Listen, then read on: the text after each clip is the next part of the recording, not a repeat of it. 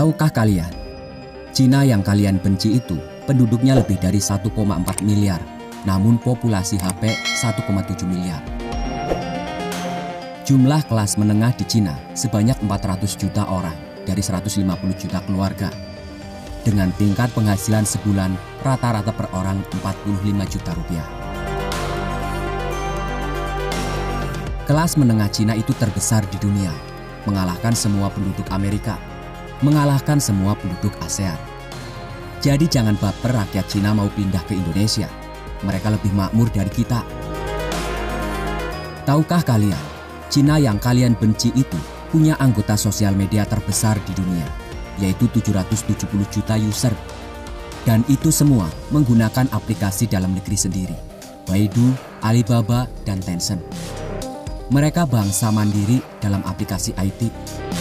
90% aplikasi sosial media digunakan untuk bisnis, bukan untuk memproduksi hoax. Tahukah kalian, 90% supply chain industri di dunia ini dari 11 kategori berasal dari Cina. Kebayangkan kalau hidup mati industri dunia tergantung pasokan Cina. Sepertiga sumber daya alam pembelinya adalah Cina. Kebayang nggak kalau Cina nggak beli? Akan banyak negara ketiga yang bangkrut. Cina yang kalian benci itu menghidupi bisnis pariwisata dunia yang mengirim wisatawan mencapai 150 juta orang setahun. Kebayang nggak kalau mereka nggak bisa wisata ke luar negeri? Berapa banyak bisnis wisata yang bangkrut? Cina yang kalian benci itu 25% dari top 500 perusahaan kelas dunia ada di Cina. Mereka adalah negara yang mengirim pelajar ke luar negeri terbanyak di dunia. Mereka adalah negara yang membelanjakan biaya riset lebih besar dari APBN kita, yaitu 293 billion dolar setahun. Mereka adalah negara terbesar kedua di dunia yang membangun atas dasar iptek. Cina yang kalian benci itu adalah negara dengan tingkat hutang terbesar di dunia.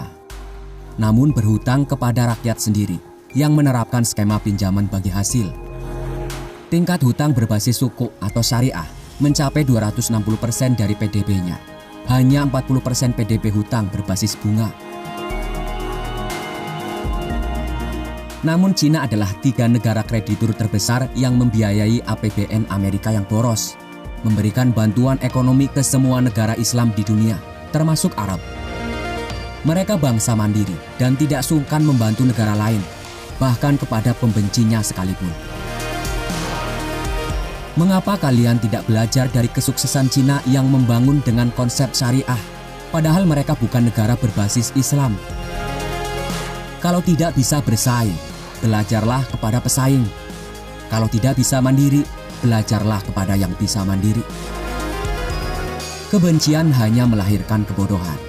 Jangan mengutuki orang yang sukses hanya karena kalian jadi orang gagal. Tirulah para sufi yang tidak segan belajar, bahkan kepada anjing sekalipun.